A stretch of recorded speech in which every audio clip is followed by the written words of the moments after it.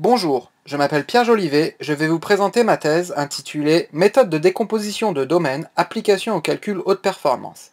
J'ai réalisé cette thèse au sein du laboratoire Jean Kunzmann et du laboratoire Jacques Louis-Lyons sous la direction de Christophe Prudhomme et Frédéric Nataf.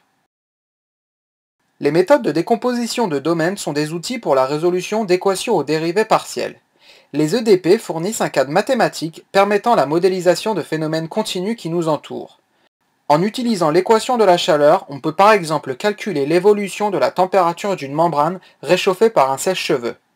En utilisant l'équation d'élasticité, on peut calculer les déformations d'une barre de métal soumise à des contraintes mécaniques. Tout comme les équations différentielles ordinaires, très peu d'EDP admettent des formes fermées. Cela veut dire que pour une EDP donnée, on ne peut a priori pas trouver de solution analytique U. Il est de ce fait nécessaire d'utiliser des méthodes de discrétisation qui permettent de résoudre les EDP de manière approchée. Parmi ces méthodes, on peut citer la méthode des volumes finis ainsi que celle des éléments finis. Pour cette dernière, on commence par définir un domaine d'étude que l'on discrétise avec un maillage.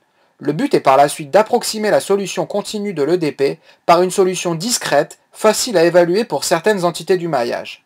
On peut ainsi, par exemple, évaluer la température de la membrane au sommet des triangles du maillage. La résolution d'une EDP par la méthode des éléments finis comprend deux étapes.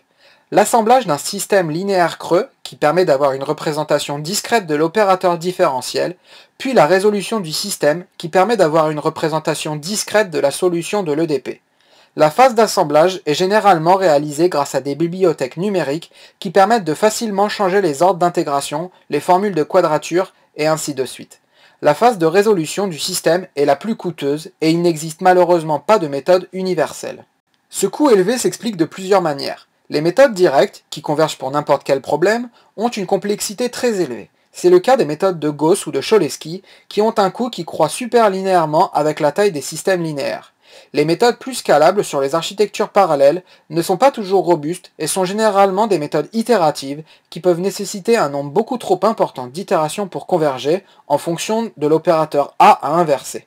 Il est donc important d'essayer de combiner la robustesse des méthodes directes avec le parallélisme des méthodes itératives, surtout lorsque l'on observe l'évolution des architectures des machines de calcul depuis une dizaine d'années.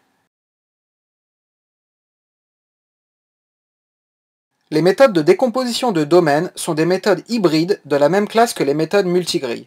Elles ont une complexité linéaire par rapport aux tailles des systèmes linéaires creux à résoudre, ce qui en fait de bonnes candidates pour résoudre ces systèmes. Ces méthodes sont basées sur le paradigme diviser pour régner.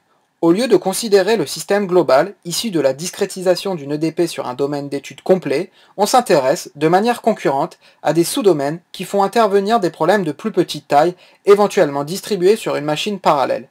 La difficulté consiste à faire communiquer de manière efficace les sous-domaines entre eux pour avoir une convergence qui ne dépend pas de leur nombre. Pour ce faire, on utilise généralement un outil que l'on appelle une grille grossière. Elle va permettre aux sous-domaines de communiquer de façon globale pour accélérer la convergence de la méthode itérative préconditionnée.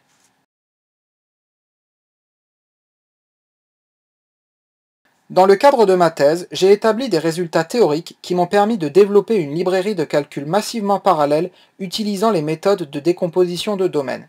Cette librairie utilise différents niveaux de parallélisme pour exploiter au mieux les machines actuelles. En effet, en plus de l'avoir utilisée sur mon ordinateur de bureau, je l'ai déployée sur certaines des machines les plus performantes du monde, comme Curie au très grand centre de calcul du CEA. HPDDM permet la résolution de plusieurs types d'EDP, comme les problèmes elliptiques scalaires ou le système d'élasticité, mais aussi les problèmes Poincel, comme l'équation de Stokes. Il est également possible de résoudre des problèmes dans le plan complexe, comme l'équation de Helmholtz et les équations de Maxwell. J'ai montré dans le cadre de ma thèse que mon implémentation était tout aussi performante, voire meilleure, que certains logiciels matures financés par des grands centres de recherche. Parmi ces solvers concurrents, on peut citer des solvers multigrilles américains comme Boomer AMG, GAMG et ML, ou des solvers directs comme SuperLU et MEMS. HPDDM est également interfacé avec deux langages éléments finis, FreeFEM++ et Fil++, ce dernier étant en partie développé au laboratoire Jean Kunzmann.